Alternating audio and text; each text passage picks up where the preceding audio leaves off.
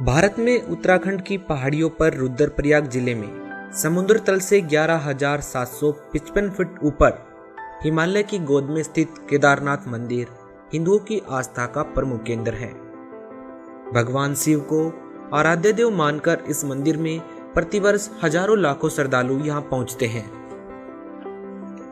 महाभारत में प्रसंग आता है कि पांचों पांडव अपने जीवन के अंतिम समय में हिमालय पर्वत पर तप कर रहे थे।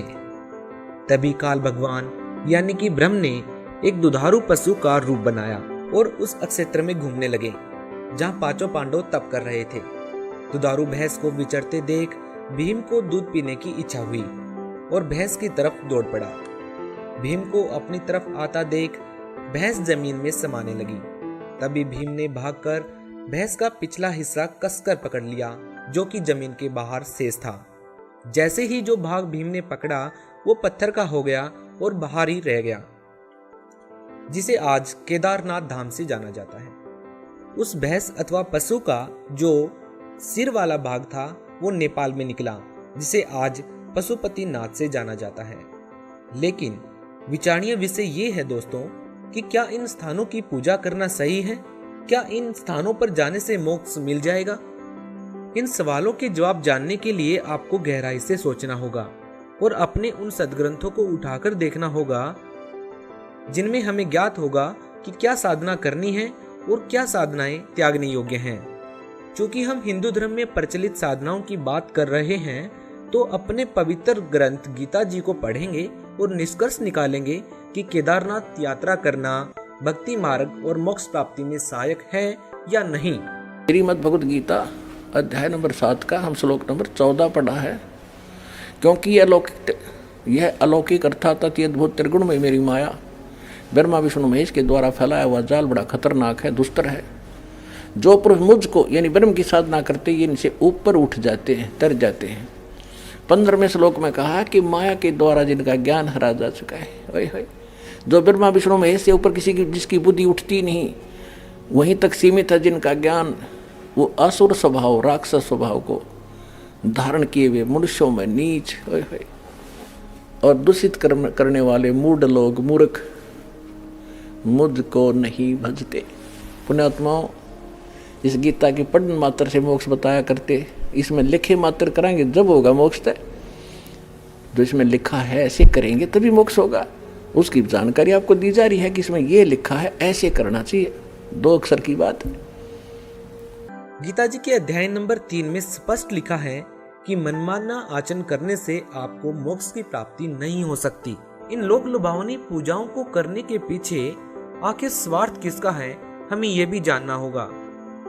क्योंकि हमारे जो पंडित हैं, हमारे जो ब्राह्मण हैं, जिन्होंने हमें इन पूजाओं को करने के लिए प्रेरित किया, जिन्होंने इन साधनाओं को करने का हमें लाभ बताया, हम उनसे सवाल कर सकते हैं कि हमारे सद्ग्रंथ यदि इन पूजाओं को करने के लिए मना करते हैं तो आप लोगों ने इन पूजाओं को करने के लिए हमें क्यों कहा। तो आज ये स्पष्ट हो गया कि हमारे जो सद्ग्रंथ हैं वो किसी भी तीर्थ स्थान पर जाने के लिए, किसी भी प्रकार का व्रत करने के लिए या श्राद्ध निकालने के लिए बिल्कुल मना करते हैं। आप ये भी जानते हैं कि केदारनाथ यात्रा के दौरान लाखों लोगों की जान चली गई। यदि ये साधना शास्त्र के अनुसार होती तो उन श्रद्धालुओं को भगवान मृत्यु उपरांत भी अवश्य लाभ देते। लेकिन ये साधना शास्त्र विरुद्ध है तो केवल वो श्रद्धालु पाप के भागी ही बने और परमात्मा से प्राप्त होने वाले लाभ से वंचित रह गए। दोस्तों, कहा जाता है कि 400 साल तक ये मंदिर बर्फ में दफन रहा और समय के बवंडर में कहीं खो गया।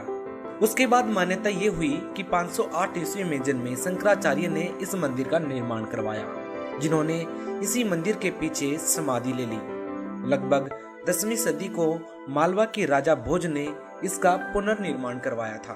दोस्तों, इस मंदिर के कपाट सर्दियों में बंद कर दिए जाते हैं। तो क्या यहाँ ये कहना उचित होगा कि लगभग 3-4 महीने भगवान के दरवाजे भक्तों के लिए बंद हो जाते हैं? शायद ऐसा कहने भर से लोगों की आस्थाओं को ठेस पहुंचना लाजमी है, लेकिन क्या सच से मुंह फेरना और अज्ञानता में जीना आत्मा को ठेस पहुंचने से कहीं ज्यादा पीड़ादायक है? और जिस ठेस को लगने का भ्रम एक श्रद्धालु को रहता है वो ठेस आत्मा को नहीं मन को लगती है, और मन तो स्वयं झूठ अथवा काल का अंश है। आत्मा हमेशा सच अथवा परमात्मा के विधान अनुसार भक्ति करना चाहती है। इसलिए हम सभी श्रद्धालुओं को चाहिए कि हमें शास्त्र के अनुसार भक्ति करनी चाहिए, और शास्त्र के अनुसार भक्ति केवल तत्वदर्शी संत ही दे सकते हैं।